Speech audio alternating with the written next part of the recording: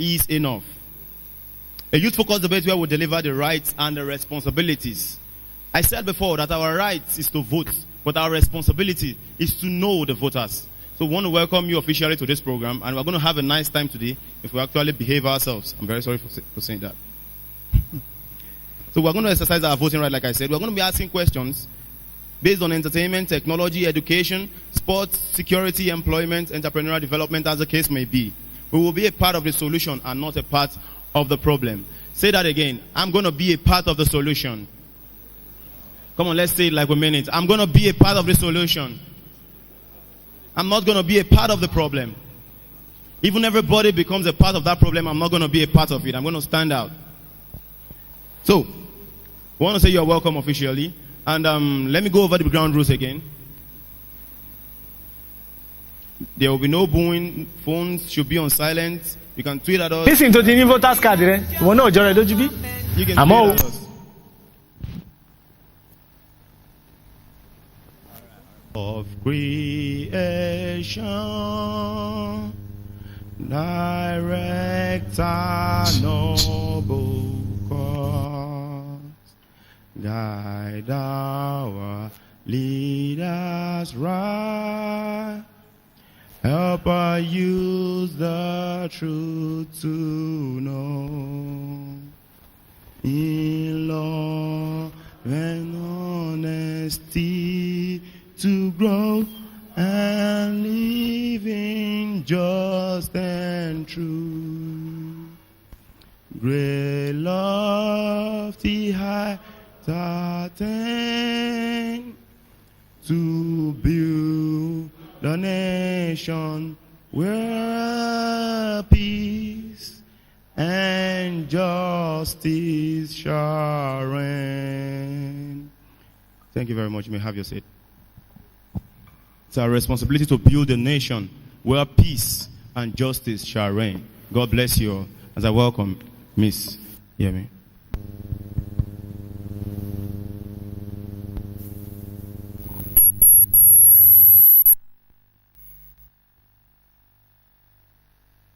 Insinuations about who's sponsoring this debate, what the purpose of the debate is. Let's be very clear.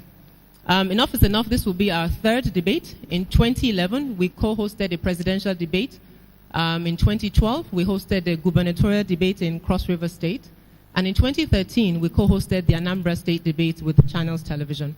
This debate is independent. We're a non-partisan organization. It is not funded by anybody nor any party, nor is it intended to help any particular person promote their agenda.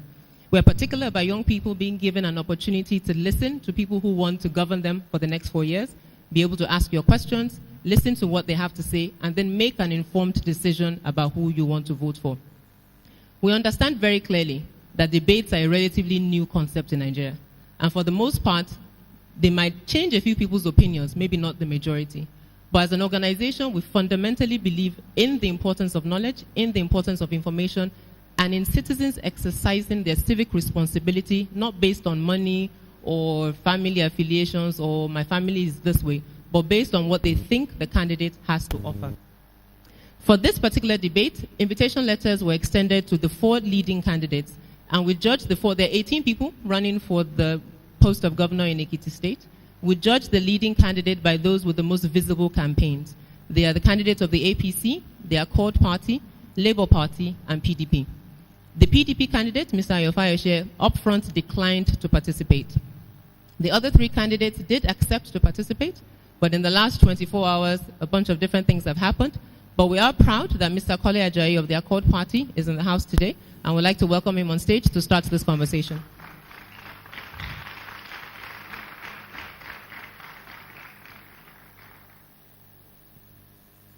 Sit close to me, sir. There's no...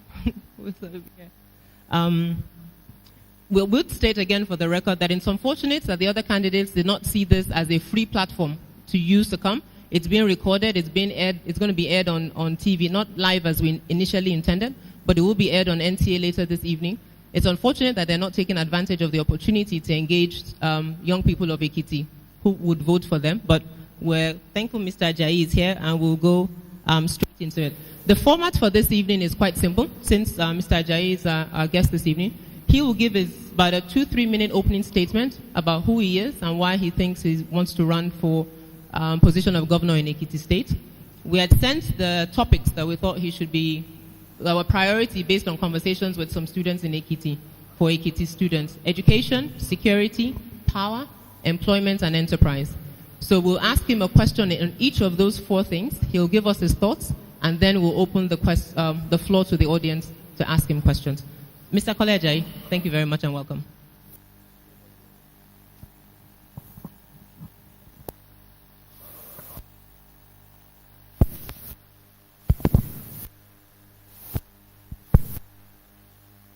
Hello? Thank you very much, Yemi. I'm all yours. 2-minute opening statement, who you are and why you want to be governor of Ekiti State. Yeah, let me first of all welcome everybody to this gathering. Most importantly, our dual students of our university, my university, of which about 13 years, was it 13 years ago? In 2000, I became the national president of the Alumni Association. And as of 2010, I just finished my LLB program from the faculty. So I've always been part of UNAD. So I welcome everybody to this gathering. My name is Kole Ajayi. I was born about 40.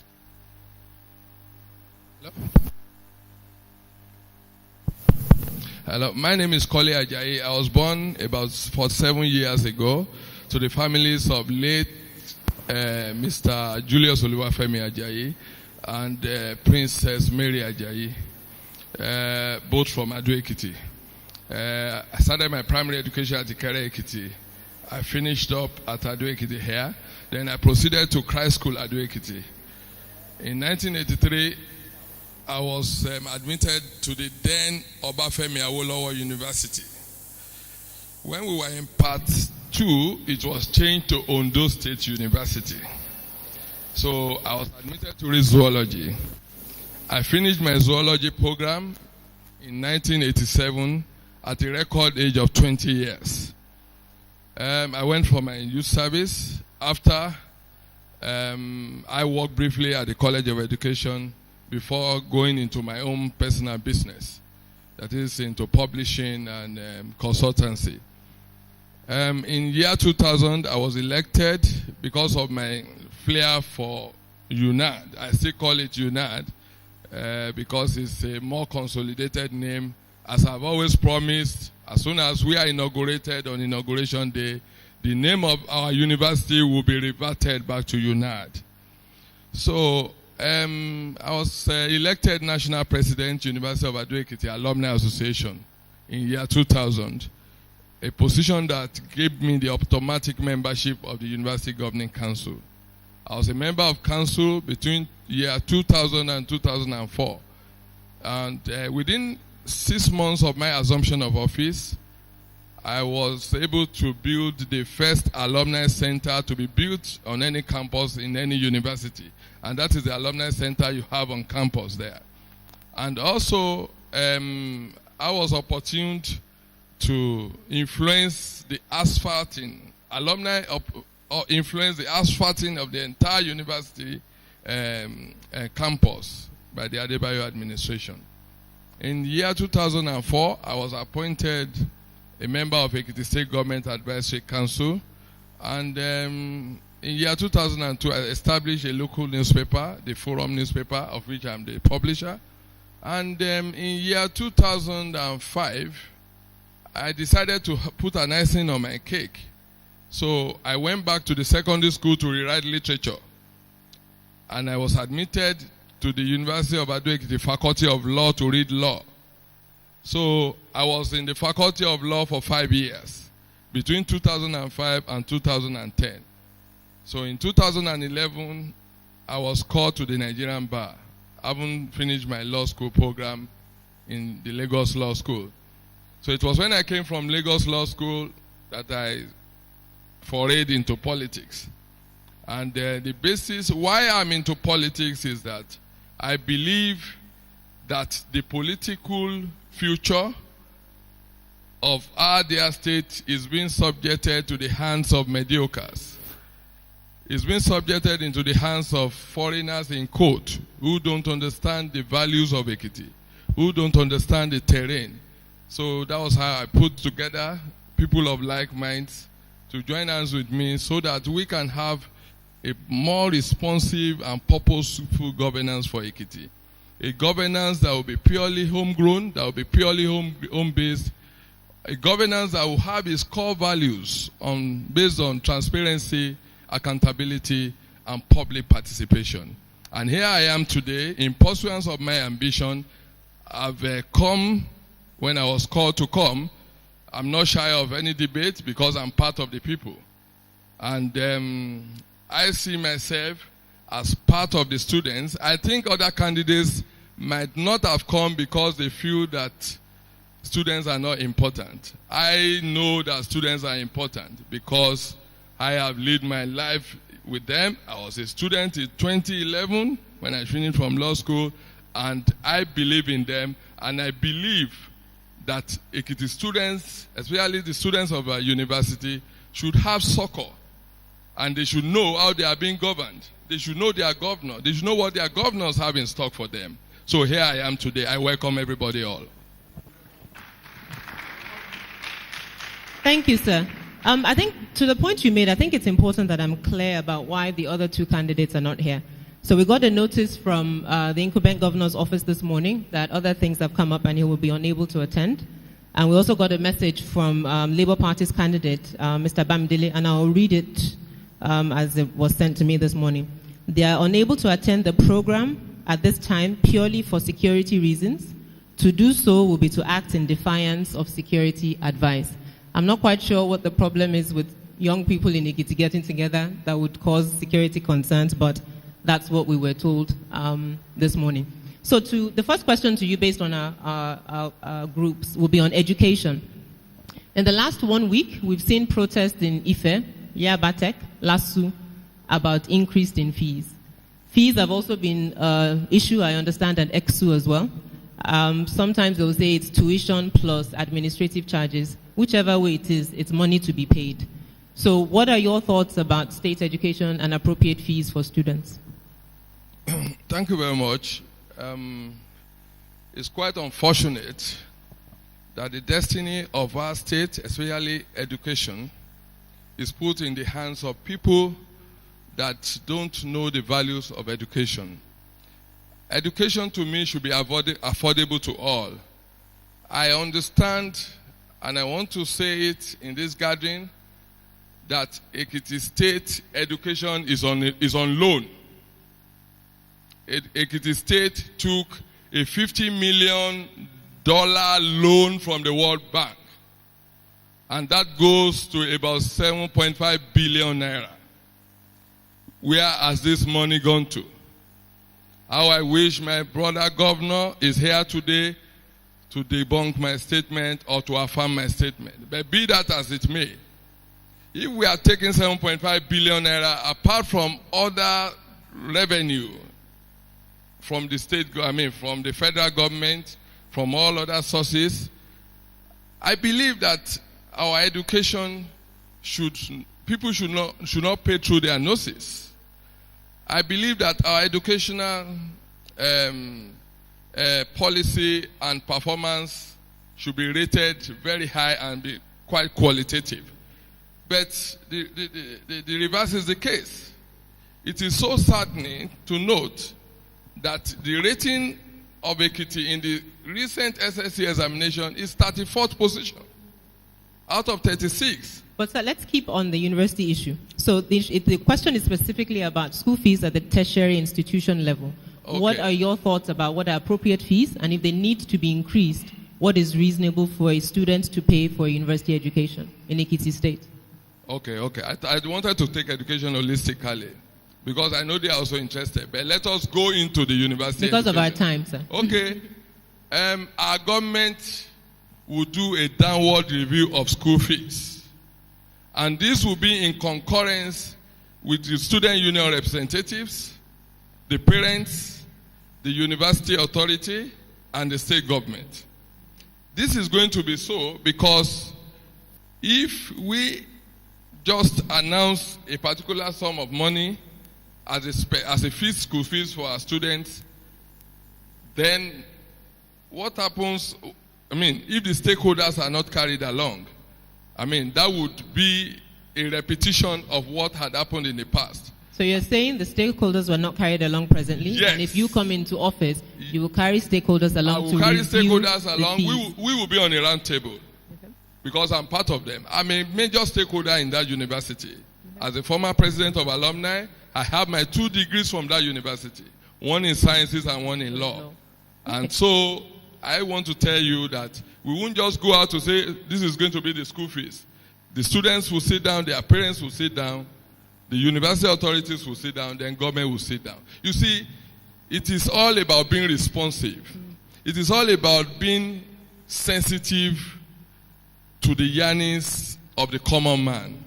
So we have a choice to put succor on the faces of our students, to reduce the burden of our parents. And how do we do this? We forget about unnecessary projects. Okay. We go into welfareism. And part of our welfareist program is to reduce the burden on the students, to reduce the burden on the parents. All right. So that is it. Thank you very much. The next topic will be on employment. And the current administration had planned to train, as part of their proposal when they came into office, had planned to train 20,000 young people in mechanized farming by the year 2014. As of October of last year, I think they had about 250 to 500 under the Youth Commercial Agriculture Program. Agriculture worldwide is being talked about as a quick way to increase employment. But unfortunately, a lot of young people don't find agriculture sexy. We have the image of our grandparents who are in the farms, and that's just not what we want to do. But there are incredible opportunities in agriculture. How would you make agriculture appeal to a young person that they would want to pursue that? Yeah, thank you very much. You have talked about YCAD. YCAD in Ekiti, good.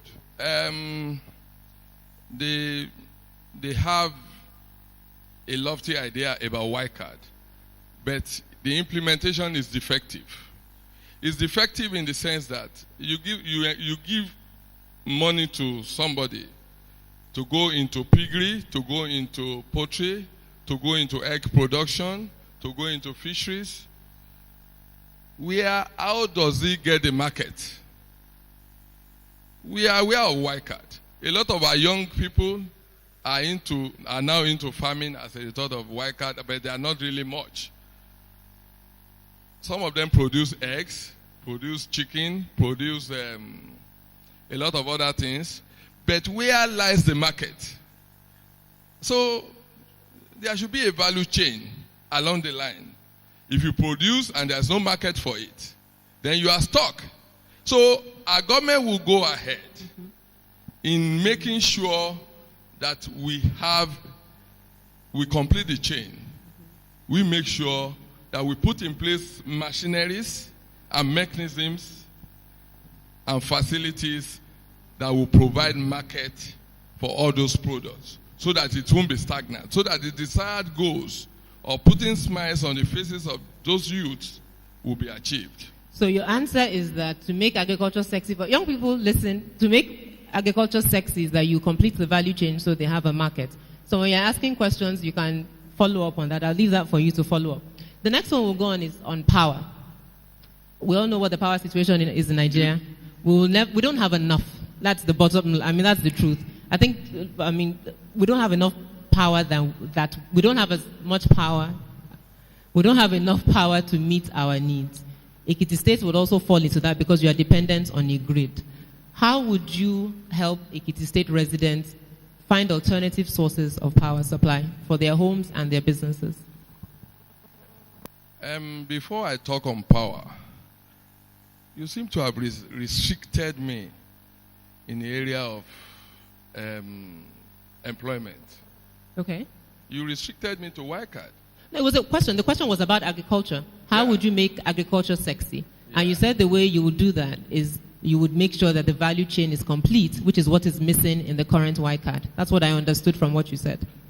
Because you specifically mentioned white No, I card. used white card as an example because the current administration has their plan was to empower 20,000 young people. They haven't done that because a lot of young people don't find agriculture sexy. Yeah. You said part of the problem was that the value chain is incomplete. So you said you will make the value chain complete. No, that's just my own hint about white card. Okay. We have our own program on agriculture. Okay, do you want to go ahead and share? Yeah, because you see, the problem we have now in the state is a lot of youths are roaming about the streets without a job. And how do we do this? We do this by creating direct employment or indirect employment.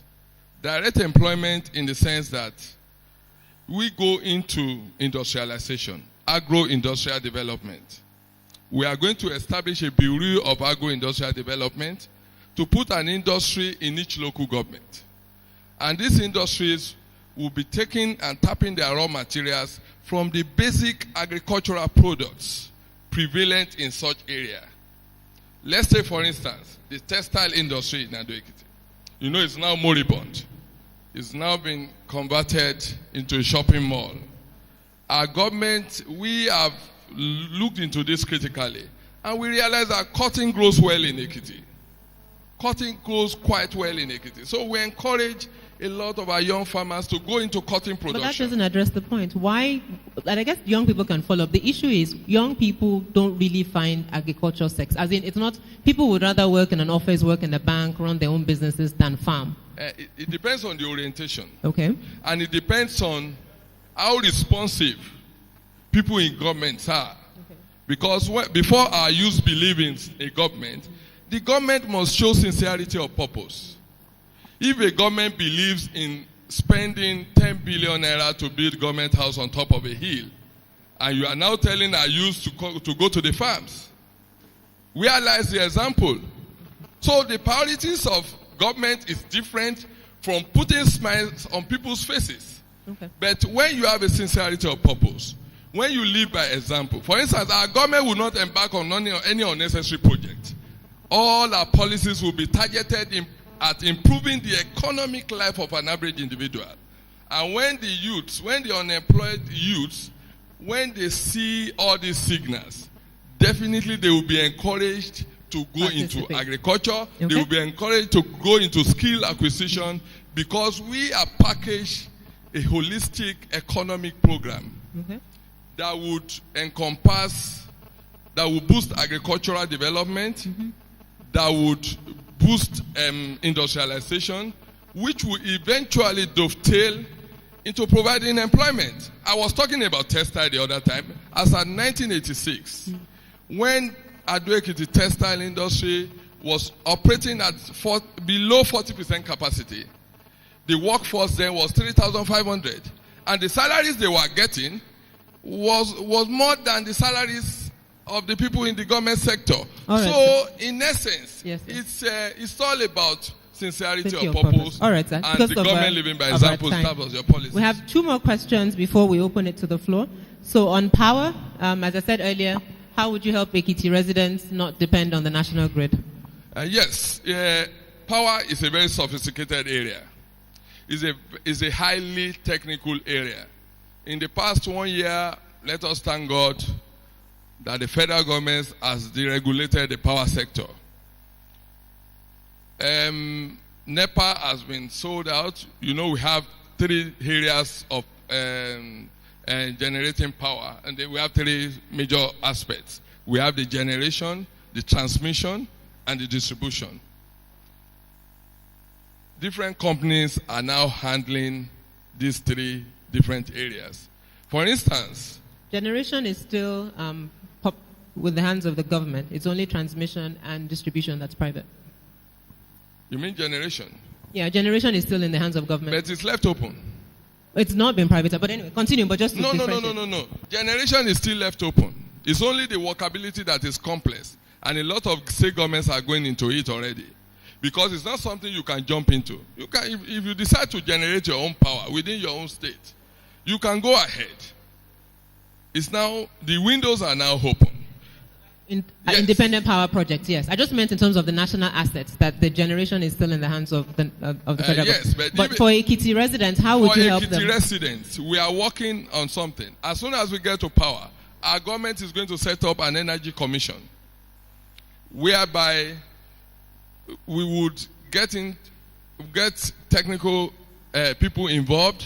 We get a lot of experts involved to sit down and analyze the workability of how Ekiti can generate its own independent power. Sir. And that is we have a lot of potentials. We can generate through our waters. Okay. We can generate through gas. We can generate through solar. And a lot of other aspects we have identified. But as soon as we get to power, we put heads together and identify a lot of potentials that we have. We identify what you can do with the return, possibilities. Yes, the possibilities, return on investment, the environmental impact assessment. All this must be adequately analyzed and distilled Before so that you we embark on come the with project. something sustainable, something workable. For instance, Ekiti requires 200 megawatts. Okay. How much do you get? Do you know? Is it? You said Ekiti requires 200 megawatts. About 200 megawatts. How to many run. do you get? Do you know? Oh, I'm not sure we have 50 already. I'm not sure we have up to 50. All Until right, we sir. bring in independent power. Final something that question on the topics that we had set out before will be on security. And the question is, given the activities of Boko Haram, increased sense of insecurity around the country, what are your thoughts on state policing and our current security structure? It's unfortunate that security is an exclusive, it falls within the exclusive purview of the federal government. I know you are aware. Although the governor is the chief security officer, he is a commander that cannot command. But at the same time, state governments we would evolve ways of improving on our law enforcement facilities. We would encourage our people because security is not all about carrying guns. And tackling criminality is not all about carrying guns. It has to do with intelligence. It has to do with having information.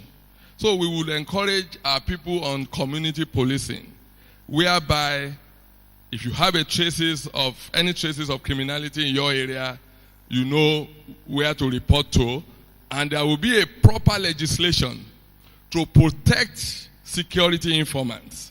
This will be properly legislated about in the House of Assembly. Also, another thing that will help the investigative powers of our police is by putting up a forensic database to assist the police. We have a lot of data where we have people's fingerprints, the biometric data, even INEC, where people have their NCC, passport office. Yes. Government driver's so we have a license. lot of them where we can collate all this, so that when investigation is going on, if a forensic sample has been taken, there will be a lot of within the forensic database. They will just scoop through, so that They can see anybody there's a within match. the state that is involved in such a criminality will be easily identified. So do you support state policing or not? I don't support state policing because state policing is good, but we are not yet matured for it because our state governors use it to torment the opposition when it gets to politics. So to me, I believe that we can just encourage our community policing. Our vigilante system, and So you support community policing? Of course, Okay. of All course. Our vigilante system, and more importantly, our police needs some facilities to improve on what they are doing. And there was a time a policeman was asking for 100 naira from me along the way, and I asked him, "Why are you people taking 100?" He said, "Well, they need to put fuel in the trucks bought for them by the state government." So you can imagine, upon the over 150 million naira security vote our governor takes every month, he's not even able to around the fuel country, the cars. the policemen will never have enough. And I think it's a perpetual problem because it's as you said, it's in the purview of the federal government, but the state also has to support them. Yes, but because those are Okay, 4 because questions. the governor takes a huge sum of money, 150 million naira as security Every vote every month. Has anybody asked him to account for it? Of course, nobody can ask him to account for it. Why not? It's a representative of the people. This- Anyways, it because is of not- our time. It is not auditable. It's It because is- of our time. No, Let's open the floor. The money is not spent on our security. It is spent to further the political nest of their political friends. So you say. But we'll open the floor to questions directed. So what we'll do, because we're watching our time, we have about 40 minutes left. We'll take about 15 minutes that are specifically, or maybe 20 minutes. Let's do 20 minutes specifically directed at Mr. Ajayi.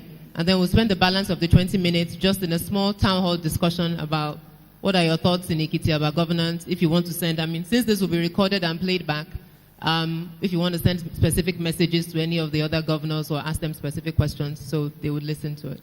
So, Mr. Colley. Do you have a question? All right, we have a question here that says, sir, what programs do you have? I'm not quite sure that makes any sense. Please, what are you going to do about our rural area development so that they can be part of your governance? And because most of our leaders only focus on the state capital. Excellent question. Yes, that was a good question because it's because you did not allow me to ventilate freely on my policies. You have not allowed me to ventilate freely on my policies. But the questions will now allow you to do that. So please feel free to explain that. Yeah, explain. We're working on time. The first thing we have promised, and we have been saying that times and times over, that our government will embark on downtown governance policy. Our downtown governance policy is aimed at creating a very strong synergy between the grassroots and government. Over the years, we have realized, yes, I want to accept the assertion of the person that asked that question, that people downtown have not been having the economic feel of government in Ekiti for over the years. Ekiti still remains the way it is. Ikole still remains the way it is. Even Ikere. So we have decided that a week in every month, we will shift the seat of government to each local government. And from Monday to Sunday, this will afford us the opportunity to improve the economic life of the people living there, to assess on the spot the developmental projects going on, to have a feel of the aspirations of the people down there. And of course, within that period, a lot of things will be achieved.